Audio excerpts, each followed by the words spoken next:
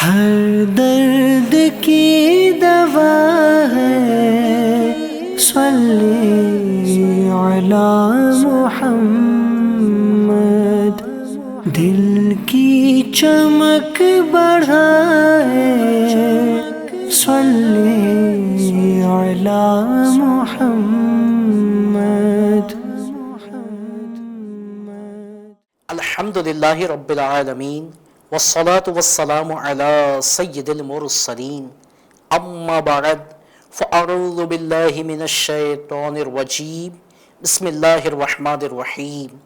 الصلاة والسلام علیک یا رسول اللہ وعلی آلک واصحابک یا حبیب اللہ۔ الصلاة والسلام علیک یا نبی اللہ وعلی آلک واصحابک یا نور اللہ۔ ایف جی این چینل کے ناظرین، سلسلہ ہر درد کی دوا میں حاضر ہیں۔ الحمدللہ کنٹینیو 3 دن سے آپ اس سلسلے میں شرکت کر رہے ہیں، آج چوتھا دن ہے۔ انشاءاللہ 12ویں شریف تک روزانہ یہ سلسلہ جاری و ساری رہے گا۔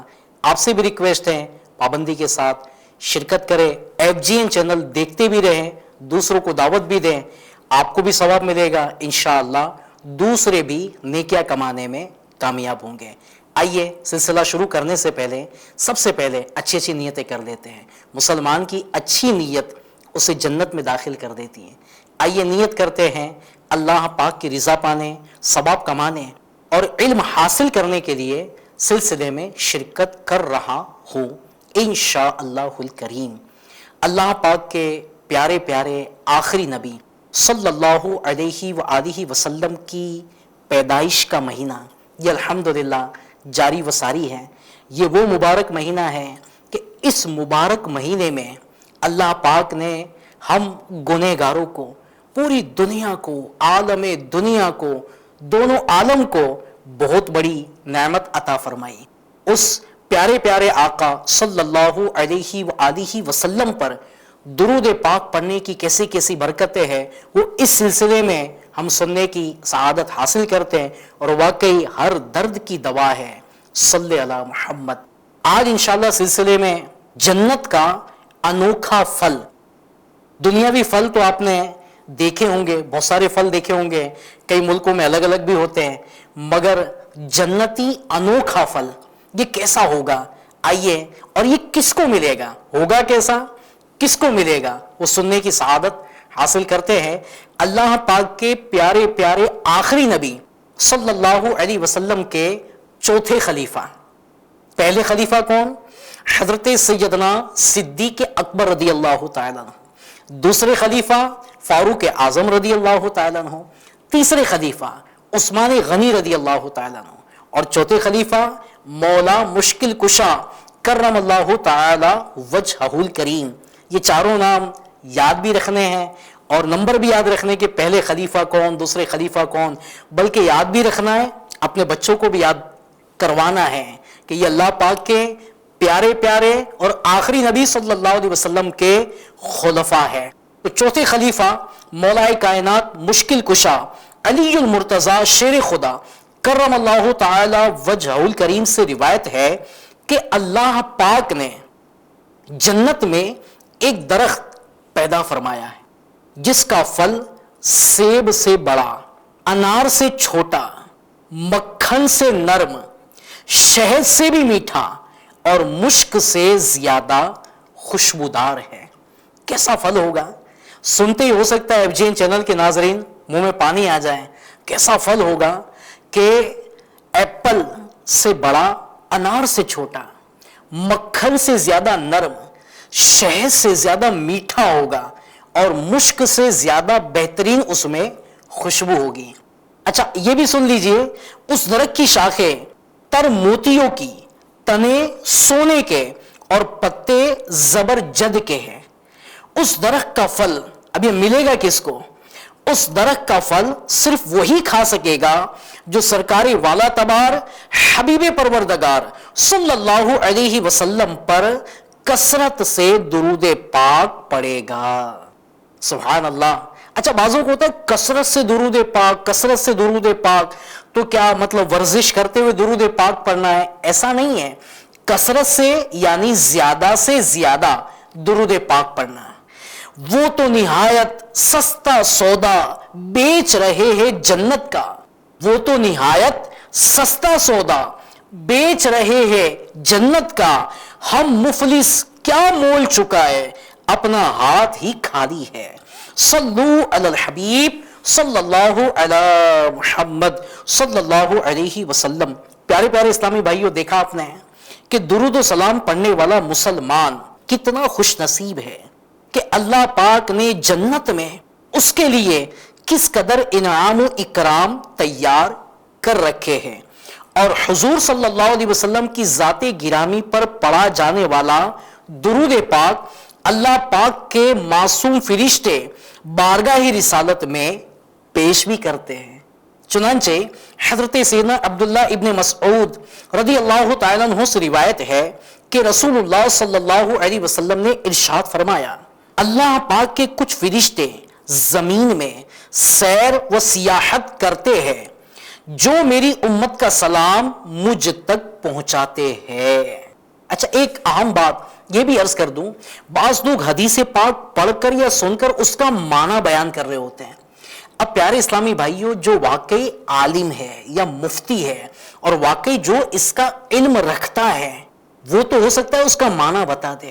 ہر بندہ حدیث پاک کا معنی بتا سکے، اس کی کتنا شرح بتا سکے، یہ ضروری نہیں۔ اور اپنے طور پر میرے حساب سے، میرے نزدیک، میری سمجھ کے حساب سے تو آپ کی میری سمجھ یہاں نہیں چلے گی۔ ہاں، یہاں پر جو علماء کرام ہیں، مفتیان کرام ہیں، انہوں نے جو شرح بیان کی حدیث پاک کی وہی بیان کرنی چاہیے، وہی کہتے ہیں نا دیکھ کر ڈپٹو بیان ہو، اپنی طرف سے پلس مائنس نہیں ہونا چاہیے۔ کہیں ایسا نہ ہو کہ حدیث پاک کا معنی کچھ ہو اور ہم کچھ سمجھ رہے ہو۔ بعض مرتبہ ہوتا ہے یار یہ حدیث پاک میں یوں لکھا ہوا ہے، اس کا مطلب یوں ہے، اس کا مطلب یوں نہیں ہے۔ آپ اس کی شرح پڑھے، بزرگان دین کی کتابوں کا مطالعہ کرے تو پتہ چلے گا اس کا مطلب کیا ہوتا ہے۔ بعض مرتبہ اپنی اٹکل سے کوئی مطلب یا معنی لے لیں گے تو ہو سکتا ہے جس کو بولتے ہیں ارتھ کا انرتھ، یعنی بات کوئی رونگ وے میں نہ چلی جائے۔ تو بہتر یہ کہ بزرگان دین نے جو شرح بیان کی ہے ہم اس کو پڑھے اور اسی کو بیان کرے، ہمارے لیے اسی میں عافیت ہے۔ جو حدیث پاک ہم نے سنی نا، اب اس کی شرح حضرت مفتی احمد یار خان نعیمی رحمۃ اللہ تعالی علیہ، یہ اللہ پاک کے بہت بڑے ولی گزرے ہیں، یہ کیا اس کی شرح بیان کرتے ہیں، آئیے سنتے ہیں۔ ان فرشتوں کی یہ ڈیوٹی ہے کہ وہ آستانہ عالیہ تک امت کا سلام پہنچایا کریں۔ یہاں چند باتیں قابل خیال ہیں۔ نمبر 1، ایک یہ کہ فرشتے کے درود پہنچانے سے یہ لازم نہیں آتا کہ حضور صلی اللہ علیہ وسلم بنفس نفیس ہر ایک کا درود نہ سنتے ہو۔ حق یہ ہے کہ سرکار صلی اللہ علیہ وسلم ہر دور و قریب کے درود خواہ کا درود سنتے بھی ہیں، اور درود خواہ کی عزت افزائی کے لیے فرشتے بھی بارگاہ عالی میں درود پہنچاتے ہیں تاکہ درود کی برکت سے ہم گنہگاروں کا نام آستانہ عالیہ میں فرشتے کی زبان سے ادا ہو۔ حضرت سیدنا سلیمان علی نبینا علیہ الصلوۃ والسلام، ان کے بارے میں سنا بھی ہوگا کہ 3 میل سے چونٹی کی آواز سنی۔ 3 میل سے چونٹی یعنی کیڑی جس کو ہم بولتے ہیں، چونٹی بولتے ہیں، اس کی آواز سنی تو حضور صلی اللہ علیہ وسلم ہم گنہگاروں کی فریاد کیوں نہ سنیں گے۔ دیکھو رب تعالی ہمارے اعمال دیکھتا ہے، پھر بھی اس کی بارگاہ میں فرشتے اعمال پیش کرتے ہیں۔ آپ نے بھی سنا ہوگا نا کہ فرشتے ہمارے اعمال اللہ پاک کی بارگاہ میں پیش کرتے ہیں کہ اللہ پاک نہیں دیکھ رہا، اللہ پاک دیکھ رہا ہے، پھر بھی فرشتے ہمارے اعمال کو اللہ پاک کی جناب میں بارگاہ میں پیش کرتے ہیں۔ دوسرا یہ کہ یہ فرشتے ایسے تیز رفتار ہے کہ ادھر امتی کے منہ سے درود نکلا، ادھر انہوں نے سبز گنبد میں پیش کیا۔ اگر کوئی ایک مجلس میں 1000 بار درود شریف پڑھے تو یہ فرشتہ اس مجلس اور مدینہ طیبہ کے 1000 چکر لگائے گا۔ یہ نہ ہوگا کہ دن بھر کے درود تھیلے میں جمع کر کے ڈاک کی طرح شام کو وہاں پہنچائیں، ایسا نہیں ہے۔ پیارے آقا علیہ الصلوۃ والسلام کی بارگاہ میں جو خادم فرشتے ہیں ان کو اللہ پاک نے کتنی طاقت عطا فرمائی ہے۔ اور یہ بھی سنیں، تیسری بات کہ اللہ تعالیٰ نے فرشتوں کو حضور انور صلی اللہ علیہ وسلم کا خدام آستانہ بنایا ہے. حضور انور صلی اللہ علیہ وسلم کی خدمت گار ان فرشتوں کا سا رتبہ رکھتے ہیں. خیال رہے کہ حضور صلی اللہ علیہ وسلم ایک آن میں بے شمار درود خوانوں کی طرف یکساں سیم توجہ رکھتے ہیں، سب کے سلام کا جواب دیتے ہیں. جیسے سورج بیک وقت ایک ہی ٹائم میں ایٹ اے ٹائم سارے عالم پر توجہ کر لیتا ہے، ایسے ہی آسمان نبوت کے سورج صلی اللہ علیہ وسلم ایک وقت میں سب کا درود و سلام سن بھی لیتے ہیں اور اس کا جواب بھی دیتے ہیں. لیکن اس میں آپ کو کوئی تکلیف بھی محسوس نہیں ہوتی؟ کیوں نہ ہو کہ مظہر ذات کبریا ہے، رب تعالی بیک وقت سب کی دعائیں سنتا ہے. اللہ پاک کے آخری نبی ہے، پیارے نبی ہے، پیارے حبیب ہے. اللہ پاک سب کی دعائیں سنتا ہے تو اس کی عطا کردہ طاقت سے اس کے پیارے پیارے آخری نبی صلی اللہ علیہ وسلم بھی غلاموں کا درود و سلام سنتے ہیں اور سلام کا جواب بھی عطا فرماتے ہیں. تو پیارے اسلامی بھائیوں، میں وسوسوں میں نہیں آنا چاہیے، وسوسوں کے اندھیرے میں، وسوسوں کی گمراہی میں نہیں گھومنا چاہیے. وہاں پر رکھا ہے کیا وہاں پر گھومیں؟ ہمیں گھومنا ہے مدینے کی یادوں میں گھومیں، سرکار کی محبت میں گھومیں، عشق رسول میں گم ہو جائے اور انشاءاللہ دیکھیں اس کی برکتیں کیسے ملتی ہیں. اور جو وسوسوں میں رہنے والے لوگ ہیں نا، ایسوں کی صحبت میں بھی مت رہیے گا. ایسوں کی صحبت میں اٹھیں گے، بیٹھیں گے، گھومیں گے، پھریں گے، ہوگا کیا؟ آپ بھی وسوسوں میں آ جائیں گے. اچھا خاصا عشق رسول کہیں ضائع نہ ہو جائے، کہیں دل اور ایمان اور دین برباد نہ ہو جائے. ہمیں چاہیے عاشقان رسول کی صحبت میں رہے اور مدینہ مدینہ کرتے رہے. اچھا دیکھیں، درود پاک جو پڑھتا ہے نا اسے کیسی کیسی برکت ملتی ہے، سنیے. حضرت سیدنا منصور بن عمار رحمت اللہ تعالی علیہ کو انتقال کے بعد کسی نے خواب میں دیکھا اور پوچھا اللہ پاک نے آپ کے ساتھ کیا معاملہ فرمایا؟ جواب دیا کہ میرے پروردگار عز و جل نے مجھ سے سوال کیا تو منصور بن عمار ہے؟ میں نے عرض کی ہاں یا رب العالمین عز و جل. پھر فرمایا تو ہی ہے جو لوگوں کو دنیا سے نفرت دلاتا تھا اور خود دنیا کی طرف راغب تھا. میں نے عرض کی یا اللہ پاک واقعی بات تو یہی ہے، لیکن جب بھی میں نے کسی اجتماع میں بیان شروع کیا تو پہلے تیری حمد و ثنا کی، اس کے بعد تیرے حبیب صلی اللہ علیہ وسلم پر درود پاک پڑھا، پھر اس کے بعد لوگوں کو واعظ و نصیحت کی. میری اس عرض کے بعد اللہ پاک کی رحمت جوش میں آئی اور ارشاد فرمایا اے فرشتو اس کے لیے آسمانوں میں منبر رکھو تاکہ جیسے یہ دنیا میں بندوں کے سامنے میری بزرگی بیان کرتا تھا، آسمانوں میں یہ فرشتوں کے سامنے میری عظمت بیان کرے. پیارے پیارے اسلامی بھائیوں، یقیناً وہ اسلامی بھائی بہت خوش نصیب ہے جو درس و بیان کرنے میں مصروف رہتے ہیں. الحمدللہ تبلیغ قرآن و سنت کی غیر سیاسی عالمگیر تحریک دعوت اسلامی کے مشکبار مدنی ماحول میں یہ معمول ہے. آپ نے بھی دیکھا ہوگا، FGN چینل کے ناظرین نے بھی دیکھا ہوگا، جو اجتماع میں شرکت کرتے ہیں فزیکل انہوں نے بھی دیکھا ہوگا. اسلامی بہنوں کے اجتماع میں بھی یہی انداز، یہی سلسلہ ہوتا ہے کہ سب سے پہلے خطبہ پڑھا جاتا ہے. جب بھی کوئی بیان کرنے کے لیے کھڑا ہوتا ہے سلسلہ شروع ہوتا ہے، خطبہ ہوتا ہے. الحمدللہ رب العالمین والصلاة والسلام علی سید المرسلین. اللہ پاک کی حمد بیان کی جاتی ہے. پھر درود و سلام ہے، 4 درود و سلام پڑھائے جاتے ہیں. آپ بھی پڑھتے ہیں ماشاءاللہ. الصلاۃ والسلام علیک یا رسول اللہ وعلی آلک واصحابک یا حبیب اللہ. اس کے بعد یہ جب 4 درود و سلام مکمل ہوتے ہیں اس کے بعد درود پاک کی فضیلت ماشاءاللہ بیان کی جاتی ہے اور اس کے بعد پھر درود پاک پڑھایا جاتا ہے. اور اس کے علاوہ بھی بیان میں وقتاً فوقتاً آپ سنتے بھی رہتے ہوں گے، درود بھی پڑھتے ہوں گے. صلو علی الحبیب صلی اللہ علی محمد صلی اللہ علیہ وسلم. تو یوں بار بار کئی مرتبہ بیان میں بھی درود و سلام پڑھنے کا ماشاءاللہ موقع ملتا ہے. جو خوش نصیب اسلامی بھائی اسلامی بہنیں سنت و بھرا بیان کرنے یا درس دینے کی سعادت حاصل کرتے ہیں ان کی خدمت میں عرض ہے, جو بیانات کرتے ہیں ان کی خدمت میں عرض ہے کہ بعض اوقات تیزی سے ادائیگی کی بنا پر درود پاک کے الفاظ چب کر ادا ہوتے ہیں.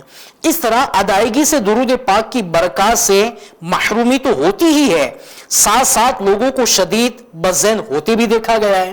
لہذا سنت و برا بیان کرتے یا درس دیتے ہوئے جب بھی درود پاک پر پہنچنے لگے تو فوراً ذہن بنا لے کہ اب رفتار آہستہ کر کے درست طریقے سے درود شریف ادا کرنا ہے. اس طرح پہلے ہی ذہنی طور پر تیار رہنے کی برکت سے انشاءاللہ بہت جلد صحیح ادائیگی پر قدرت حاصل ہو جائے گی. اس مقصد کے لیے کسی اسلامی بھائی کو خود پر محاسب مقرر کرنا بھی مفید رہے گا. تو جو بھی بیان کرتے, درس کرتے, وائز کرتے ہیں, انہیں بھی چاہیے کہ جب بھی سرکار مدینہ صلی اللہ علیہ وآلہ وسلم کا نام پاک لے تو مکمل درود پاک پڑھے. ایسا نہ ہو کہ جلدی جلدی کے اندر بیان پورا 1 گھنٹے کا, آدھے گھنٹے کا, پونے گھنٹے کا بیان کریں اور اس میں پیارے آقا علیہ الصلوۃ والسلام کا نام مبارک لینے میں ٹائم کتنا لگتا ہے. اس کو بھی جلدی جلدی میں اللہ نہ کریں کہ الفاظ چبا جائے, یہ مناسب نہیں ہے.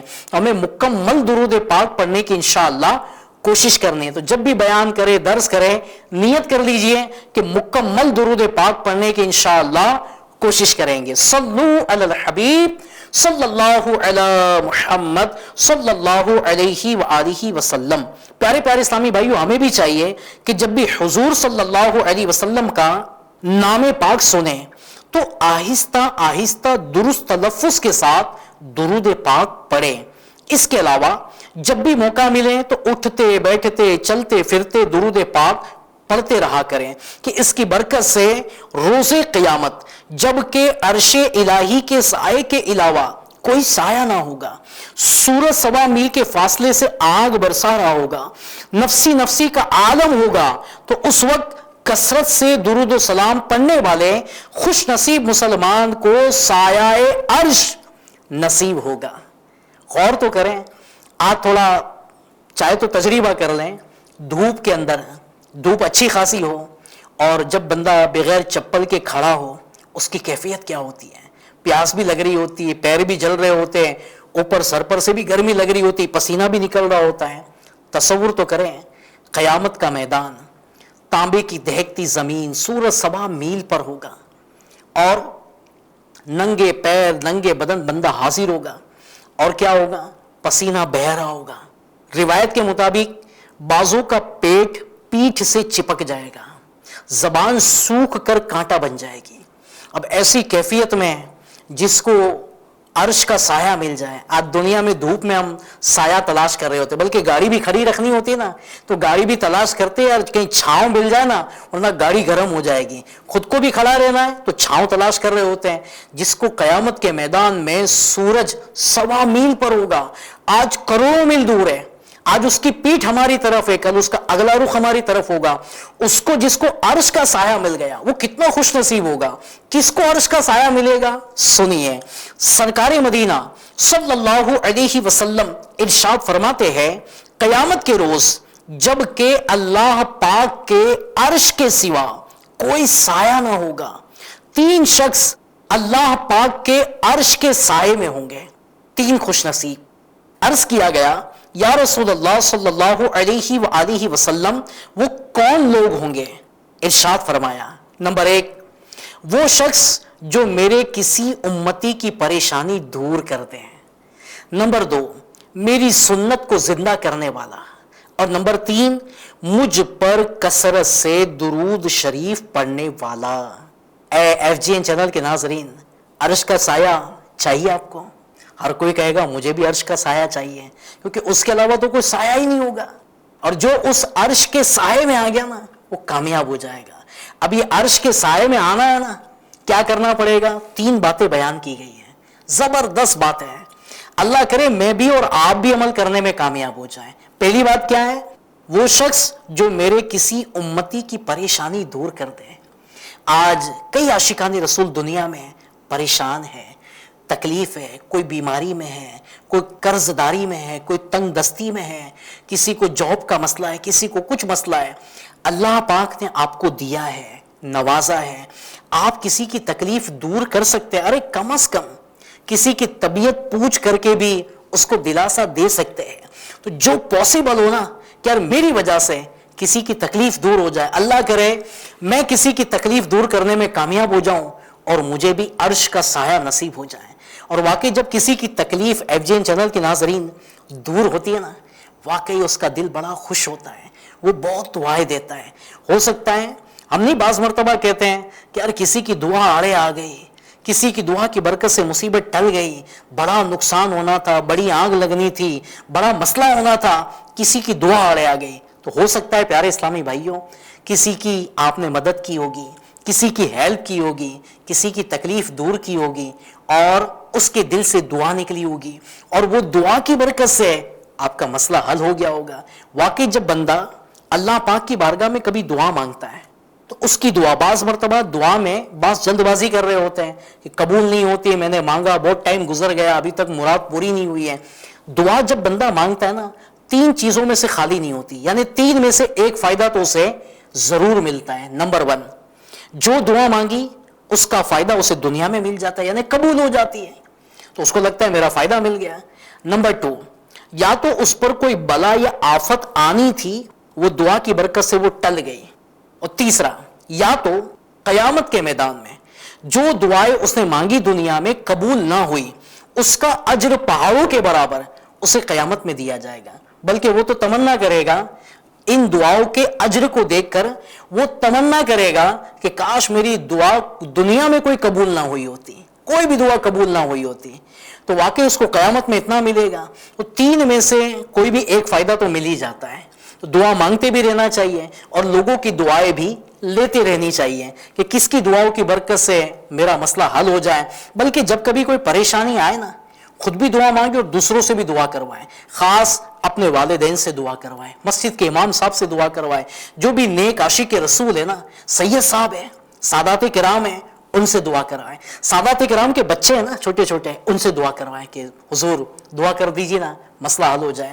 تو یوں دعا کروائے یا کسی کی ہیلپ کر دے، کچھ صدقہ کر دے، خیرات کر دے اور لوگوں سے دعا کروائے، اللہ کی رحمت سے امید ہے انشاءاللہ دعاؤں کی برکت سے ہمارے مسائل حل ہو جائیں گے۔ تو ہمیں کیا کوشش کرنی ہے؟ عرش کا سایہ پانے کے لیے کسی مسلمان کی مدد کرنی ہے، ہیلپ کرنی ہے، تکلیف دور کرنی ہے۔ دوسرا، میری سنت کو زندہ کرنے والا، پیارے آقا علیہ الصلوۃ والسلام کی سنتوں پر عمل کرنا۔ اچھا سنت کہتے کسے ہیں؟ پیارے آقا صلی اللہ علیہ وسلم کی ادا کو ادا کرنا، صحابہ کرام کی ادا کو ادا کرنا، یہ سنت کہلاتا ہے۔ جیسے پیارے آقا علیہ الصلوۃ والسلام نے پانی پیا، کھانا کھایا، آپ نے آرام کیا، جیسے آپ نے زندگی گزاری، اس طریقے سے اس ادا کو ادا کرنا یہ سنت کہلاتا ہے۔ اور ہمیں تو پیارے آقا علیہ الصلوۃ والسلام کی سنت پر عمل کرنے کی پوری کوشش کرنی چاہیے۔ حدیث پاک میں نے جس کا خلاصہ ہے کہ جس نے میری سنتوں سے محبت کی گویا اس نے مجھ سے محبت کی، اور جس نے مجھ سے محبت کی وہ میرے ساتھ داخل جنت ہوگا۔ تو واقعی جنت میں جانے کا بہترین ذریعہ سنتوں پر عمل کرنا بھی ہے، اور عرش کا سایہ بھی اسے ملے گا جو آقا کریم صلی اللہ علیہ وسلم کی سنت پر عمل کریں۔ اچھا سنت پر عمل کرنے میں دنیا میں بھی فائدہ ہے، قبر و آخرت میں بھی فائدہ ہے، اور ہر سنت میں حکمت بھی ہے، برکت بھی ہے، ثواب بھی ہے۔ پھر ہم سنتوں پر عمل کیوں نہ کریں؟ ہم دوسروں کے طریقوں پر کیوں جاتے ہیں؟ آج دنیا میں دوسرے تیسروں کو کاپی کیا جاتا ہے۔ ارے جناب کاپی وہ کرے جس کے پاس اصل نہ ہو، نقل وہ کرے جس کے پاس اصل نہ ہو۔ ہمارے پاس تو پیارے آقا علیہ الصلوۃ والسلام کی سیرت مبارکہ موجود ہے، اصل موجود ہے، ہمیں دوسروں کی نقل کرنے کی ضرورت کیا؟ نقل کرنی ہے اصل کی، پیارے آقا صلی اللہ علیہ وسلم کی نقل کریں، انشاءاللہ اس کی برکت دنیا میں بھی ملے گی، آخرت میں بھی ملے گی۔ آج سائنٹسٹ پیارے آقا علیہ الصلوۃ والسلام کی سنتوں پر ریسرچ کر رہے ہیں اور بتا رہے کہ جناب پانی بیٹھ کر پینا چاہیے، کھانا یوں کھانا چاہیے، کھڑے کھڑے پیشاب نہیں کرنی چاہیے۔ آج ایک تعداد ہے معاذ اللہ وہ ناپاک بولے کپڑے ہو گئے اور وہ مسجدوں میں آنے کے لائق بھی نہیں رہتے ہیں، کپڑے ناپاک ہو جاتے ہیں۔ اب یہ سب چیزیں جو سنتوں پر عمل کرتا ہے الحمدللہ اسے جسمانی فائدے بھی ملتے ہیں، انشاءاللہ روحانی فائدے بھی ملیں گے، ثواب بھی ملے گا، دنیا بھی سنورے گی، آخرت بھی سنور جائے گی۔ کوشش کریں سنتوں پر عمل کرنے کی. اور تیسری بات، مجھ پر کثرت سے درود شریف پڑھنے والا. بس اپنی زبان کو جاری و ساری رکھیں درود و سلام میں. چلتے پھرتے اٹھتے بیٹھتے روزانہ ہر ایک کو کچھ نہ کچھ ٹریولنگ کرنا پڑتا ہے، سفر کرنا پڑتا ہے. کوئی آدھا گھنٹہ سفر کر رہا ہے، کوئی 1 گھنٹہ سفر کر رہا ہے، جاتے وقت 1 گھنٹہ لگ رہا ہے، آتے وقت 1 گھنٹہ لگ رہا ہے. جناب ہاتھ میں تسبیح رکھ لیں.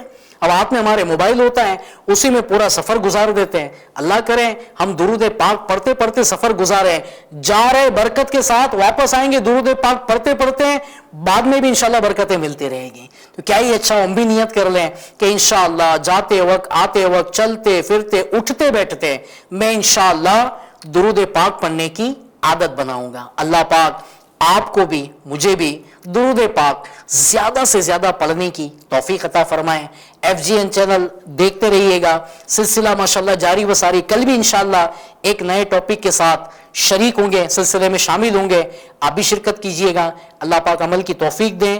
صلو علی الحبیب صلی اللہ علی محمد صلی اللہ علیہ وسلم. ہر درد کی دوا ہے صلی علی محمد، دل کی چمک بڑھائے صلی علی محمد.